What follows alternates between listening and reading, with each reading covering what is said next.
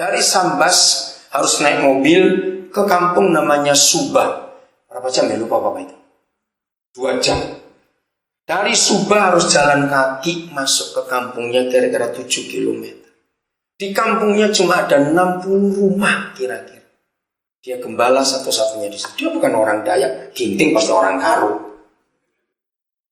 Nah, selama ada gereja di kampung itu, sudah ganti berapa gembala sebelum kamu? 2 gembala, tapi nggak pernah betah. Dia gembala yang ketiga yang paling tahan. Berapa tahun kamu di situ? 5 tahun. Harus jalan kaki, lewat hutan karet, lewat jembatan gantung. Wah, waktu saya ke kampung itu saya bersyukur. Nah, saya ngajak berapa tim waktu itu. Karena yang diajak ini ternyata belum pernah ke pedalaman Kalimantan. Di rumah-rumah penduduk itu nggak ada WC, nggak ada kamar mandi, semua di sungai. Nah, jadi saya juga lupa mempersiapkan mereka ini. Akhirnya pas mau mandi, mau berak, gimana di sungai? Waduh, bingung yang satu itu. Gimana? Nah, terus saya ajari mereka, gimana bukanya? Terus gimana naruhnya? Jadi saya mesti ngajarin mereka karena saya sudah terbiasa dengan itu. Nah, jadi gini, buka bajumu, buka celana panjangmu, kamu masuk, cari air sampai selutut, angkat kakimu satu, buka celana satu, pegang, 2 ini, jadi kamu duduk, celana dalam taruh kepala, jadi kamu duduk. Loh, betul, begitu caranya berak, saudara, nggak ada cara lain. Nah, karena itu tanda di orang-orang kampung kan selama di Kalimantan. Jadi kalau ada orang duduk, topi yang celana dalam, oh itu lagi bertahta, jangan diganggu. Ini orang-orang saya ajak mereka bingung. Sudah begitu saja. Dia tanya, lalu kotornya kemana? Gak usah tanya, dia macam baunya hanyut. Dia bilang begitu. Loh, di atasnya ada yang berak enggak? Gak usah tahu, duduk saja. Wah, itu pertanyaannya macam-macam saja, bingung jawabnya itu, saudara. Nah, itu kampung Mugum namanya. Gak ada listrik, saudara. Semasa belum listrik sekarang? Belum juga, lihat. Kejam pemerintah kita, nggak perhatikan yang seperti itu. Dia belum menikah, ada yang mau? Habis semua orang yang dia tanyain nggak mau ke Mugum. Cewek-cewek itu mesti di kota terus. Ya, kita sering berdoa untuk cari yang dari Tuhan supaya mau di kampung itu juga. Saudara, apa iman saudara? Untuk siapa? Untuk apa iman kita? Ayo temukan itu. Jangan cuma iman kita berkutat hanya untuk aku, keluarga aku, anjingku yang sakit beriman sembuh. Kata anjing 14 juta, ya anjing lagi diurusah. Ayat 21. Ini lebih hebat lagi. Roma 4 ayat 21. Dengan penuh keyakinan bahwa Tuhan berkuasa. Serem, hebat, ya Tuhan. Saya ulangi lagi. Dengan penuh keyakinan bahwa Tuhan berkuasa untuk melaksanakan apa yang telah Ia janjikan. Saya percaya ini tidak? Percaya tidak? Harus percaya. Tapi bukan untuk diri sendiri. Amin. Aku beriman untuk jadi kaya. Awas kamu. Selalu untuk yang lain. Untuk yang lain. Selalu begitu.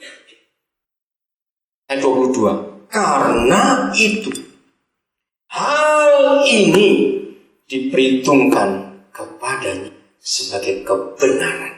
Wah, ini hebat sekali. Hal ini diperhitungkan kepada Abraham sebagai kebenaran. Terus ayat 23. Bapak, jamah kami, setelah kami tahu firman ini, semua kami pulang dari ibadah ini. Jadi Abraham akhir zaman, supaya banyak proyek surga yang terjadi di bumi dalam nama Yesus. Kami gak hanya ngukur kemampuan diri kami sendiri dalam nama Yesus. Serius. Pulang dari sini hari ini, lebih-lebih bos-bos yang punya perusahaan-perusahaan besar. Saya aja cuma pendeta bisa nyekolahkan begitu banyak anak. Saya bisa ngeluluskan begitu banyak dokter S3. Sudah 3 orang yang lulus. Sekarang 2 lagi ngambil S3. Setiap tahun saya nyekolahkan orang tidak pernah berhenti. Terakhir lulus tanggal 29 Mei yang lalu langsung 4 wisuda bersamaan dalam 1 hari di 3 kampus. Kalau saya hitung yang lulus 29 Mei yang lalu, itu sudah saya nyekolahkan anak tahun 81, saudara. Itu kira-kira 300 sekian lulus S1 dari tangan saya. Maka itu saudara kaya-kaya harus tahu diri. Jangan perkaya diri sendiri, perkaya kerajaan surga. Didik orang-orang hebat itu. Marah-marah. Ada yang nyesal datang ke sini hari ini, terlambat misalnya. Amin. Ayat 23. Ini dasar. Kata-kata ini. Kata-kata apa tadi? Bukan ini kembali lagi dong. Yang ininya itu apa? Yang di atasnya itu kata-kata apa? Hal ini diperhitungkan kepadanya sebagai kebenaran. Nah, kata-kata ini, yaitu hal ini diperhitungkan kepadanya. Ayo baca bareng-bareng kalimat terakhir. 1, 2, 3. Tidak ditulis untuk Abraham saja, tetapi ditulis untuk saya kok kita. Benar? Saudara kadung terlanjur ngomong jadi. Amin. Saudara masing-masing harus punya iman seperti itu. Oke, kamu berdiri. Ini anak saya sebagai kepala asrama di Tembagapura, PT Freeport. Oke, angkat tangan. Silakan doakan. Terima kasih. Dia lagi liburan ke Jakarta. Tanggal berapa kamu balik ke Timika?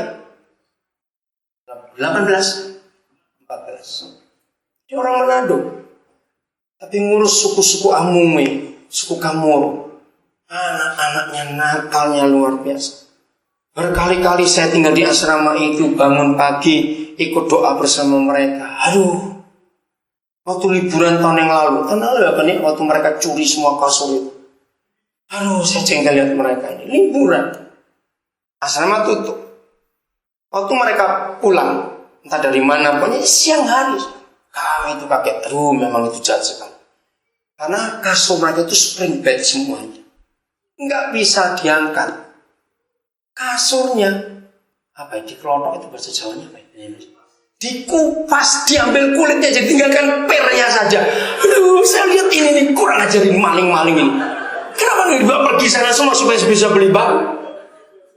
18 spring bed ditinggalin rangkanya pernya itu, saudara. Sudah dibuang belum mau kan barangnya itu? Masih di sana sudah dibuang. Sudah dibuang.